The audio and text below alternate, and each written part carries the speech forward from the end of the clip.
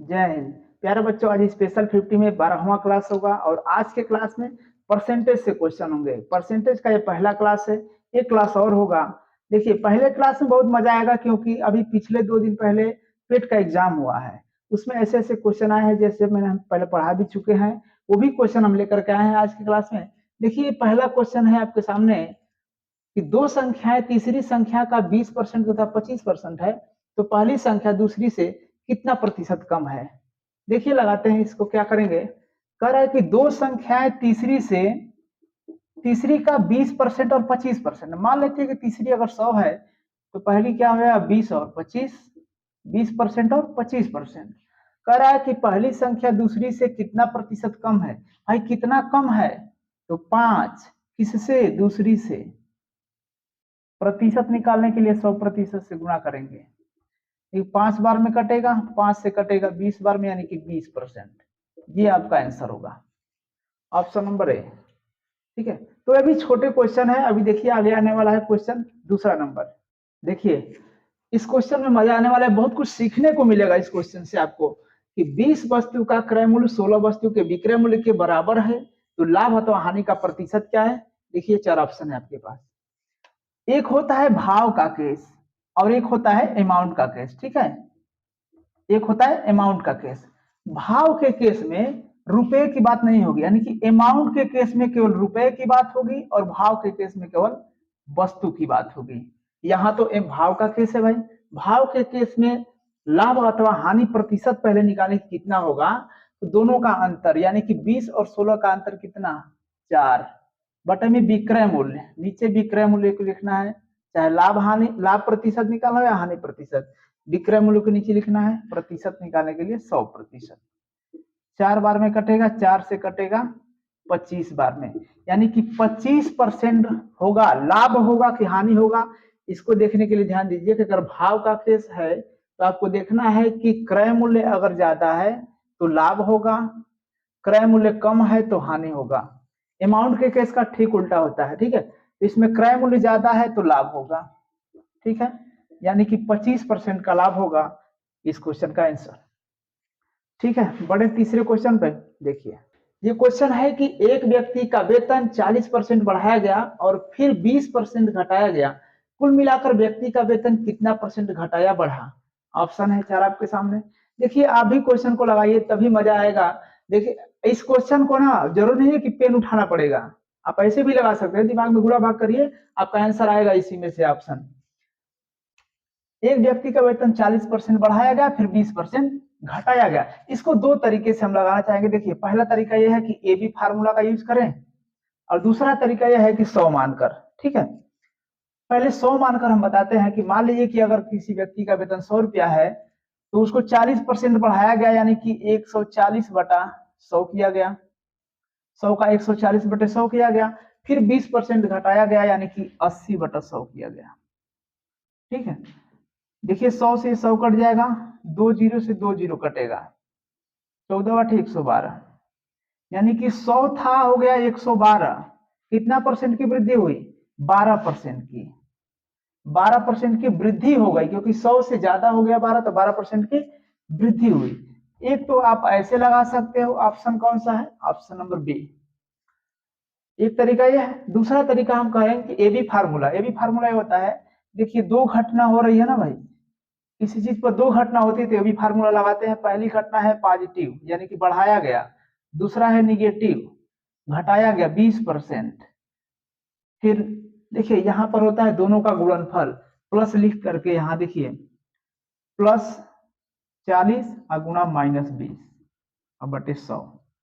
ठीक है, देखिए 2 जीरो से 2 जीरो कटेगा, घट जाएगा तो 20 होगा, और देखिए प्लस का माइनस में गुणा होगा तो माइनस होगा, 4 दूना का 8। इस तरह से भी 12% आ गया। देखिए यहाँ पॉजिटिव आया इसलिए 12% की वृद्धि हुई।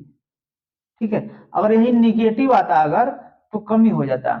ठीक है, तो आप किसी तरह से भी लगा सकते हैं, या तो इस तरह से या तो इस तरह से, जैसा आपको अच्छा लगे। ऑप्शन नंबर बी इसका राइट आंसर है। तो बढ़े अगले क्वेश्चन पे। देखिए 4 नंबर क्वेश्चन क्या है। देखिए, क्वेश्चन कर रहा है कि चीनी के मूल्य में 20% की कमी कर देने से कोई व्यक्ति अपने खपत को कितना बढ़ा दे कि उसके खर्च पर कोई प्रभाव न पड़े। ऑप्शन है। देखिए इसमें क्वेश्चन ऐसे पूछा है, जैसे यहाँ कमी कर रहा है तो यहाँ कितना बढ़ा दे, वृद्धि पूछेगा, और यहाँ वृद्धि होता तो कमी पूछता। इसके लिए एक साधारण सा ट्रिक है, यहाँ प्रतिशत वृद्धि आपको निकालना है, ठीक है। प्रतिशत वृद्धि, अगर कमी रहा यहाँ वृद्धि होता तो कमी निकाल देते, सेम वही फार्मूला है। देखिए जितने परसेंट की कमी हुई है ऊपर, अगर कमी हुई है तो नीचे 100 में से घटा करके, अगर वृद्धि हुई होती तो हम प्लस कर देते। प्रतिशत निकालने के लिए 100% से गुणा, बस आपका आंसर देखिए 80 हो जाएगा। 80 से 4 बार में कटेगा, 4 से 25 बार में कटेगा, आपका आंसर होगा 25%।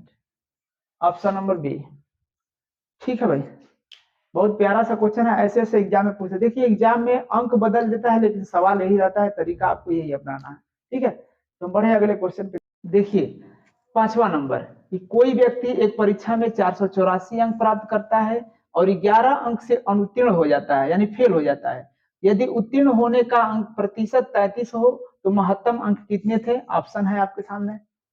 ऐसे क्वेश्चन एग्जाम में पूछता है, और अंक मान लीजिए कि चेंज करता है तो सवाल का रूप भी चेंज कभी कभी कर देता है, सवाल को पूछने का तरीका अलग हो जाता है, पेपर में ऐसे भी होता है। तो सवाल को समझिए उसके बाद लगाइए। देखिए क्या करेंगे, देखिए 484 अंक पाता है लड़का, लेकिन 11 अंक से फेल हो जाता है। अगर 11 अंक और मिल जाता उसको तो पास हो जाता। तो भैया 11 अंक जोड़ेंगे तो कितना हो जाएगा? 5 हो जाएगा, 9 हो जाएगा, 495। यानी कि अगर 495 अंक अगर उसे मिला होता तो पास हो जाता। और पास होने के लिए कितना चाहिए प्रतिशत? 33%। यानी कि 33% की वैल्यू है 495।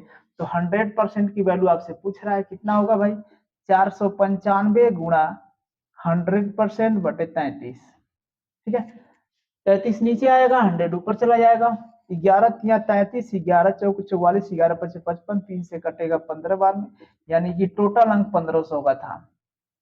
कोई दिक्कत है किसी को भाई? बहुत प्यारा सा सवाल है, ऐसे क्वेश्चन आप समझिए उसके बाद फिर लगाने की कोशिश करिए। तो हम बढ़ते हैं अगले क्वेश्चन पे, 6वां नंबर। तो देखिए ये 6वां क्वेश्चन है, लास्ट क्वेश्चन। ये क्वेश्चन पेट के एग्जाम में पिछले 15 तारीख को सुबह वाले शिफ्ट में क्वेश्चन आया था, और बहुत ही आसान सवाल है कि 40% व्यक्ति समाचार पत्र एक्स पढ़ते हैं, 50% व्यक्ति समाचार पत्र वाई पढ़ते हैं, 10% दोनों समाचार पत्र पढ़ते हैं, तो कितने प्रतिशत व्यक्ति दोनों में से कोई समाचार पत्र नहीं पढ़ते हैं? बड़ी ध्यान से इस क्वेश्चन को समझिएगा। एक छोटा सा ट्रिक है, उस पर सभी सवाल आपको लग जाएगा। देखिए आपको निगेटिव पूछ रहा है, ठीक है, या पॉजिटिव दिया है, तीनों पॉजिटिव दिया है। पॉजिटिव इसका कहने का मतलब यह है कि समाचार पत्र पढ़ते हैं, ये नहीं कह रहा है कि नहीं पढ़ते हैं, नहीं पढ़ते तो निगेटिव हो जाता। पॉजिटिव ये भी है, पॉजिटिव ये भी है, पॉजिटिव ये भी है, आपसे निगेटिव पूछ रहा है। अच्छा निगेटिव पूछ रहा है तो आप अगर पॉजिटिव आपको मिल जाता, पॉजिटिव कोई संख्या मिल जाता, तो 100 में से हम पॉजिटिव को घटा देते तो निगेटिव पता चल जाता, ठीक है, यही बात ना। तो हम पॉजिटिव पहले पता कर लें कि पॉजिटिव क्या है, यानी कि दोनों समाचार पत्र पढ़ने वालों की टोटल संख्या कितनी है। तो कैसे ज्ञात करेंगे? देखिए पॉजिटिव बराबर positive plus positive minus positive, ये फार्मूला है। फार्मूला समझिए या ट्रिक समझिए, जो भी समझिए, लेकिन बहुत ही कारीगर ट्रिक है। पॉजिटिव निकालना है, positive plus positive minus positive. ये तीनों पॉजिटिव क्या है? देखिए पहला का मतलब कि 40% व्यक्ति, प्लस दूसरा 50% व्यक्ति पढ़ते हैं, तीसरा पॉजिटिव का मतलब कि दोनों कितने पढ़ते हैं? 10%। आपका ये पॉजिटिव निकलेगा, कितना होगा? 90 माइनस 80 हो जाएगा, ठीक है। ये 80% व्यक्ति दोनों समाचार पत्र पढ़ते हैं। आप कहेंगे कि ये भी 10% दोनों समाचार पत्र पढ़ रहे हैं। 10, ये 80% है कि दोनों समाचार पत्र या तो एक्स पढ़ेंगे, या तो वाई पढ़ेंगे, या तो दोनों पढ़ेंगे। ये 80% हो गए, ठीक है। आपको पूछ रहा है कि कितने समाचार पत्र नहीं पढ़ते हैं, तो बस आपका आंसर होगा निगेटिव निकालना है, तो 100 में से घटा दीजिए पॉजिटिव को, कितना हो जाएगा? 80 रखेंगे तो आपका आंसर आ जाएगा 20%, ठीक है। ऐसे क्वेश्चन अगर आया आपको आंसर होगा 20% इस क्वेश्चन का, ये पेट के एग्जाम में आया हुआ था। ऐसे क्वेश्चन आएंगे तो देखिए ये कारीगर फार्मूला है। निगेटिव पूछ रहा है भैया पॉजिटिव निकाल दीजिए, पॉजिटिव निकालने का तरीका यह है कि positive plus positive minus positive, ठीक है। अगर मान लीजिए कि यहाँ तीनों निगेटिव दिया रहता और पॉजिटिव पूछता, ऐसे ही होता है ये तीनों निगेटिव दे दे और पॉजिटिव पूछे तो आपको क्या करना है, निगेटिव निकालना है, बराबर negative plus negative minus negative, ठीक है। फिर निगेटिव का वैल्यू निकल जाता, यहाँ पे पॉजिटिव पूछता तो 100 में से घटा देते हैं तो आपका पॉजिटिव निकल जाता। तो बिल्कुल उम्मीद है ये क्लास बहुत अच्छा लगा होगा, और अगले क्लास में परसेंटेज से जो क्वेश्चन छूटे हैं जिस टाइप के, उस सारे टाइप के क्वेश्चन होंगे। ये क्लास कैसा लगा जरूर बताइएगा। चलिए फिर मिलते हैं अगले क्लास में, तब तक के लिए जय हिंद, थैंक यू।